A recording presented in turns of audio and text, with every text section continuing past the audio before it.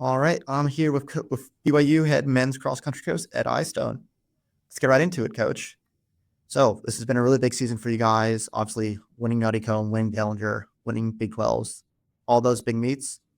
What would you say has been the biggest moment, the most satisfying moment of anything this season so far? Well, all of the meets are just preparatory coming into the championship portion of the season. And for us, the championship portion really just consists of the Big 12 championships and then the NCAAs. And so obviously the Big 12 championships 3 weeks ago was huge for us. For one, this is only our second year into the Big 12. We're just trying to show that we belong. And obviously Oklahoma State, having won the Big 12 championship last year in our first year in, and then coming later that year, winning the NCAA championship with a very strong team. We knew we had our work cut out for us, but the fact that we were all able to come together on that day at the Big 12s and really run as a team.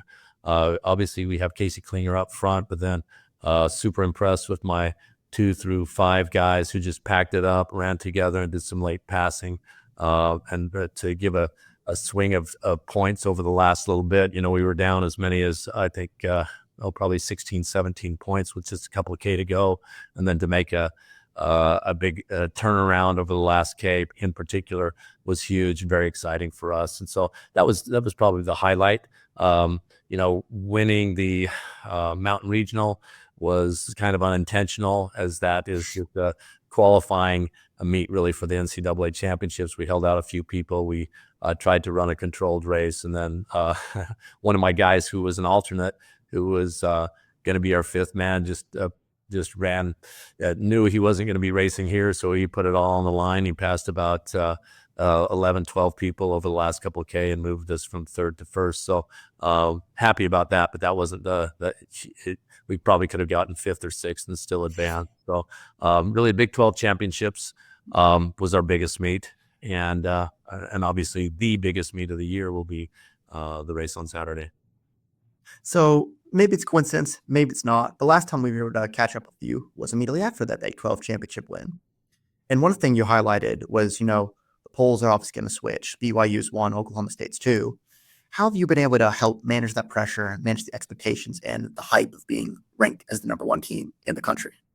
Yeah, I don't think that I think we acknowledge and realize that the polls are just that. It was obvious that since we beat Oklahoma State head-to-head that we were going to get moved ahead. If you look at the results, you can see a couple of their runners had off days, and we had a superlative day. And so I respect the fact that my peers are voting us based off of head-to-head competition. But we know good and well how talented their athletes are.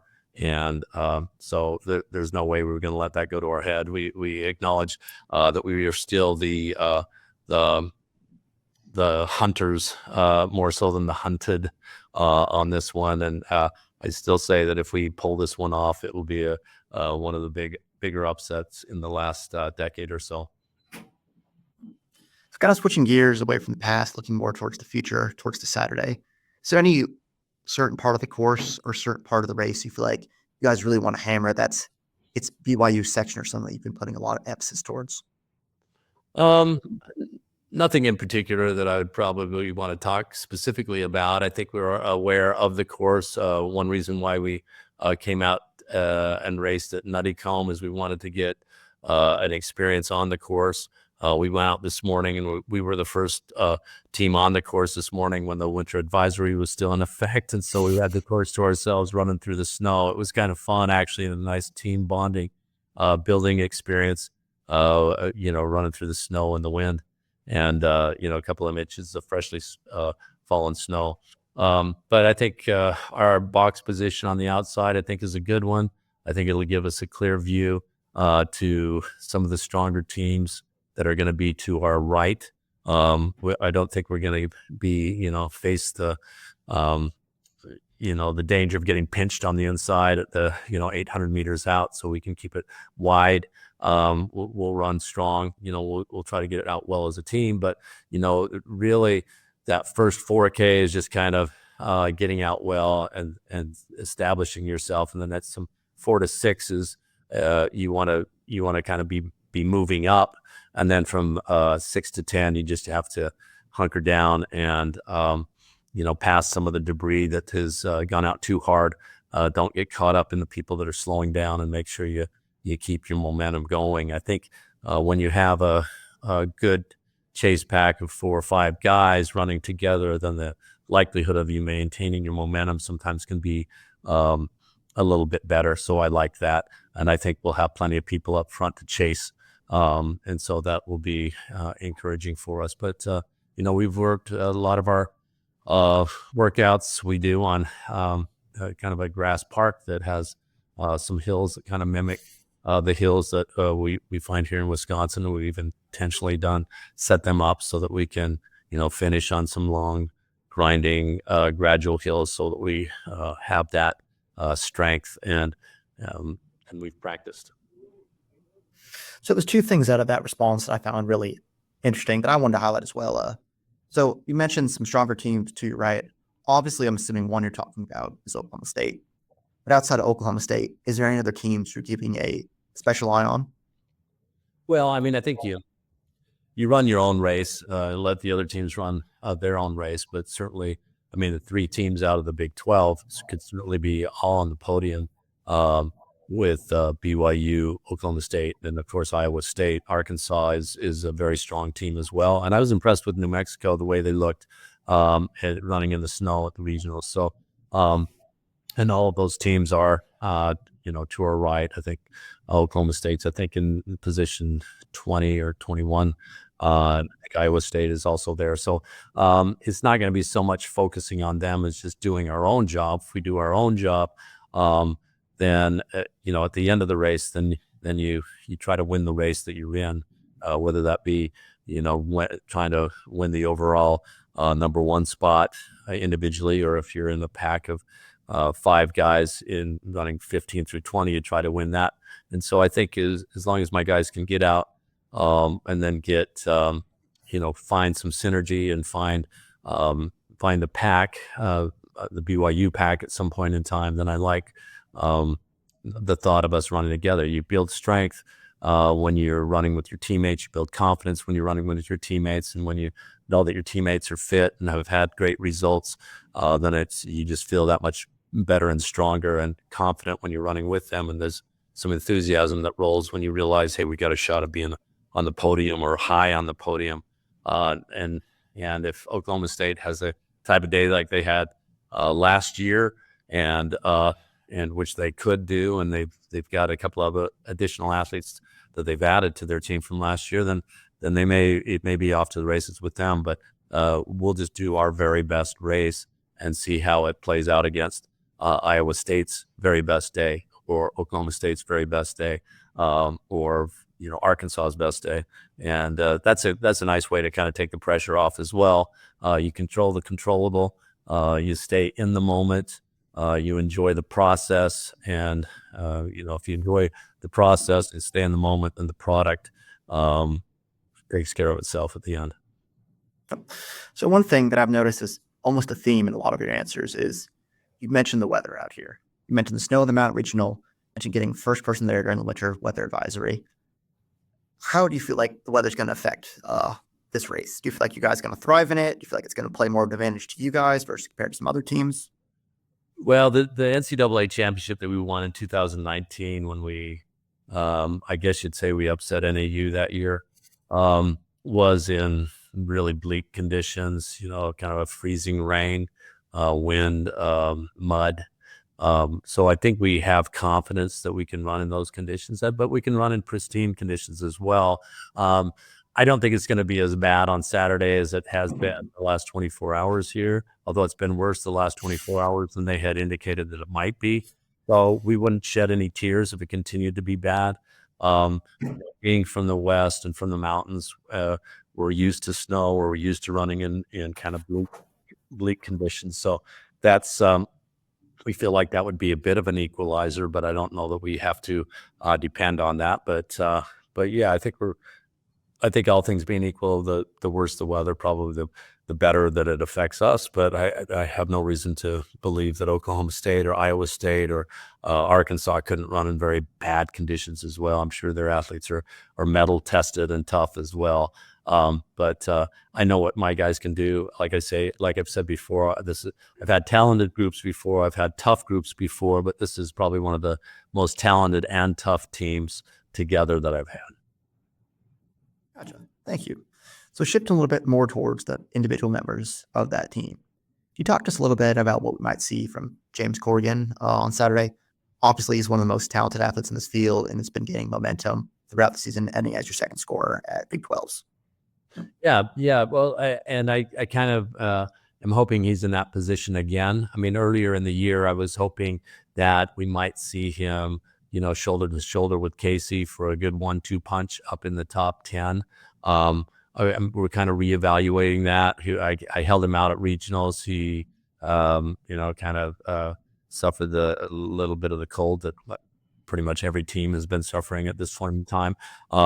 Now, whether he comes off that super rested and enthused, or whether he feels like, that's taken a little bit out of him, we'll see. But certainly, for us to have our best day, certainly we would love to see him up in the battle, at least leading, or in the top couple of my chase pack. And if he's feeling good, I'll probably give him the green light to strike for home maybe a little bit early over the last 2K, 3K. He can close very well. And we've all been, I think those of us who are paying attention this summer have learned to say that never underestimate what James Corrigan can do when he's got a goal in his mind. He'd love nothing more than to help the team do very well. We have no guarantees that he's going to be around for a cross-country season next year, since he's done so very well. This could be his last cross-country race. I'd love to see him back, but I think he may have other opportunities if he has a sort of cross-country season like track season like he did at the Olympic trials, and then this may be it in terms of cross-country for him. But he wants to give his very best, and whether this be his last cross-country race for BYU or the last one just of this season, I know he's going to give it his very best. One athlete who's been here for plenty of seasons is Casey Klinger, obviously. Kind of that same question. He's been there for so long. He's so consistent. What do you think we're going to see from him on Saturday morning? Well, Casey is obviously mature. He's excited. He's this is his fifth. He's a COVID guy. So we've got a bunch of COVID guys in the NCAA. He's not the only one this is his fifth year competing. He's the only one that served an LDS mission to Japan for 2 years. And so, yeah, he is a couple of years older than the guys, but he's just got, there's a real mature sense with him, and the experience that he has brought. And let's remember, he was a 2-time NXN champion as well. And so he's just an extremely talented runner. He's our team leader. He's the guy who's going to put it all on the line. It's a very exciting time for him, and we're very excited for him to have his final cross-country race for BYU, and I know it's going to be a good one. Well, I spent a couple questions asking you to highlight athletes. Or is there one athlete that you feel like that we haven't brought up yet who's primed for a great day? Well, I'm just so proud of all our guys. I think Joey Noakes has certainly had a nice senior campaign as well. I think he's capable of being right in there in the mix. And then the Thompsons, Creed Thompson, Davin Thompson, I think could be right there as well. And these are the guys that are forming the nucleus of my chase pack, along with Lucas Bonds. Lucas Bonds continues to amaze because he's a 335 guy. He's the bigger guy that we've seen. A 335, 1500 meter guys aren't often in love with cross country, but we call him cross country Kevin in cross country season because that's his real first name. And then he goes by Lucas Bonds during the track season because they're two different people. And cross country Kevin loves the 10,000 meters and does very well at it. And he'll be the biggest guy out on the course. And I think he relishes the fact that he's a guy that can kind of manhandle people on the indoor track and on the outdoor track because of his frame for over 1,500 meters.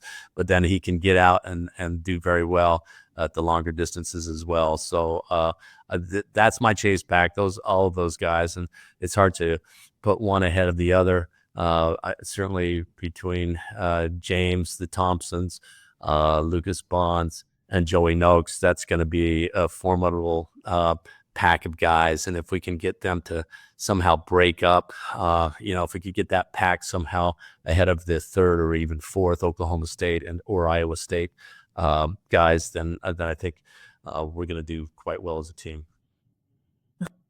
So, as a team is obviously a very broad statement, but not to jinx it, but if you had to give a percentage chance, what would you say are the odds of the BYU men winning and the BYU men and women sweeping both titles? Well, I know Coach Taylor has definitely prepared her women well, and she, like myself, always respects the competition. And I know from discussions with her that she feels like Oregon is really the team to beat. She probably views Oregon kind of like I do Oklahoma State as maybe the ones with the talented people and coming on very well right now at this time of the season.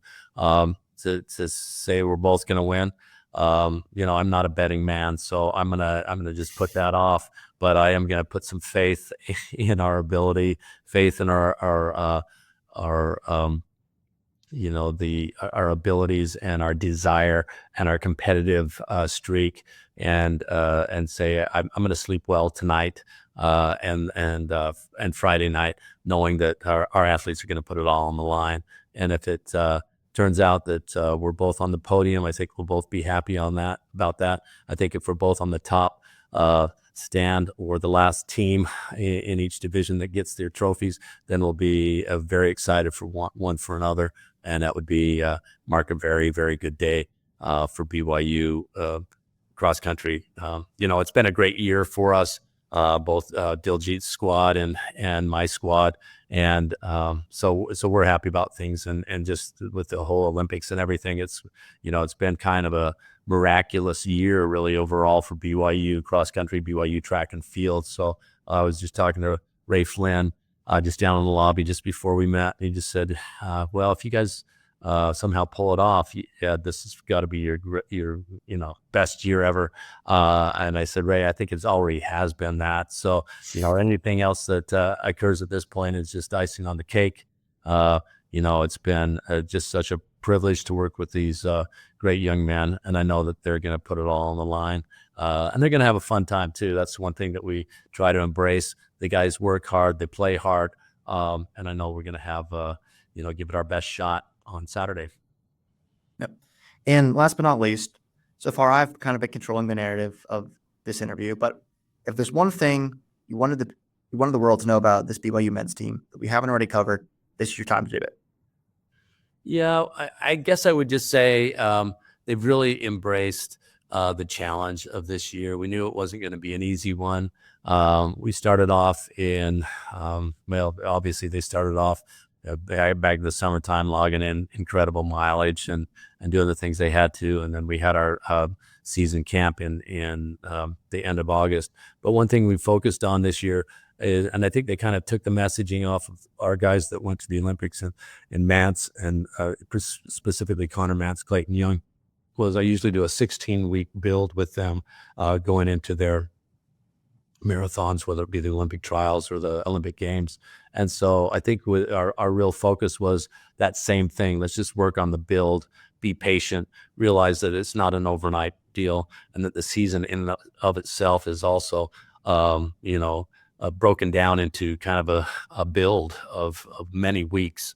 And so we've kind of had this patient mentality. We realized that the house now has been built, and it's been shorn up, and it's been tested, and we've been patient in laying a good foundation and putting up the walls and the drywall and the framing and all the things you need to do. And the roof is on now, and we're doing all the little final details for this grand opening of this home. And it's been a great build. It's been a privilege to be along with them during the course of this build, and we're looking very excited to have this grand opening on Saturday. We hope we give it our best shot. It's certainly been a wonderful process of the build. We've grown together as men, and we've got great goals, and we're gonna see if we can finish this thing off on Saturday. And regardless of how they do, I know that this build will lead into another great build going forward as we go into indoor and then outdoor season. It's one continual round, really, as you go at it, and it's the consistency over time that ultimately produces the champions. And we're just trying to build champions. We're trying to put people on Olympic teams. We're trying to have people reach their potential, and I'm very proud of my team over the last 3 months during this build. Well, thanks so much for your time, and best luck on Saturday. All right. Appreciate it. Thank you.